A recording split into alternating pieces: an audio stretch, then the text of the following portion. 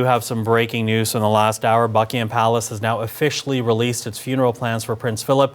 The Duke of Edinburgh will be laid to rest on April 17th in St. George's Chapel. This is at Windsor Castle.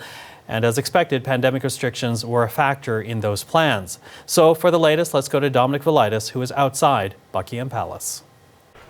Yeah, as you say, Michael, details of Prince Philip's funeral have just been released. It will be held on April the 17th, so that's next Saturday at 3 p.m. at Windsor Castle. We have, Michael, a rough idea of the itinerary at this point.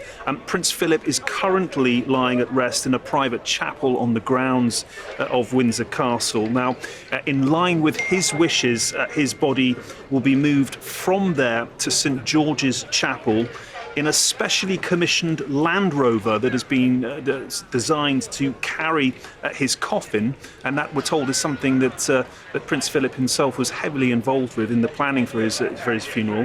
Members of the royal family will follow behind that vehicle on foot. At 3 o'clock, the funeral service will begin, and the nation will observe a moment's silence. As you mentioned, Michael, COVID restrictions are going to play a part here. The congregation numbers will be in line with the national COVID guidelines that are currently in force of up to 30 people. And it has to be said, Michael, that this funeral is being described by the palace as a funeral for the family. So only royals will be attending. The full guest list is yet to be released, but it has been confirmed, Michael, that Prince Harry, the Duke of Sussex, will be attending. His wife, Meghan Markle, the Duchess of Sussex, however, who is heavily pregnant, will not be attending, as she has been advised not to travel from the United States. So that's a rough outline there for you, Michael. More detail will be released in the coming days.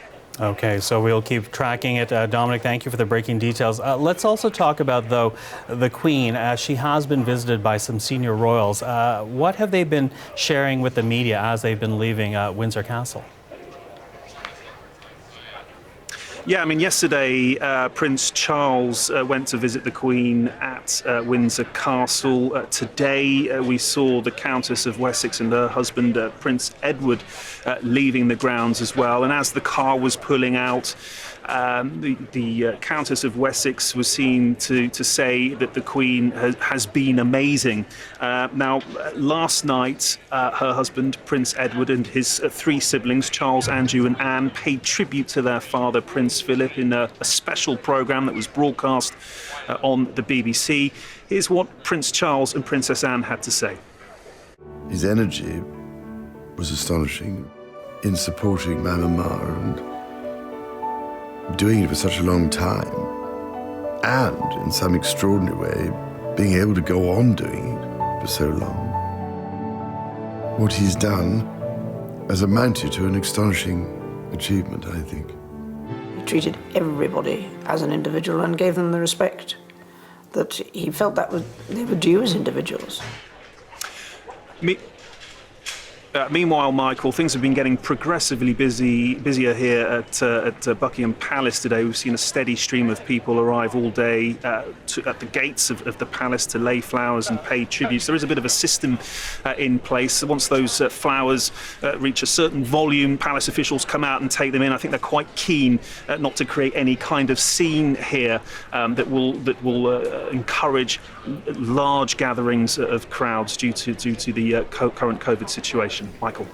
Dominic, thank you for that. Or Dominic Velitis, just outside of Buckingham Palace in London.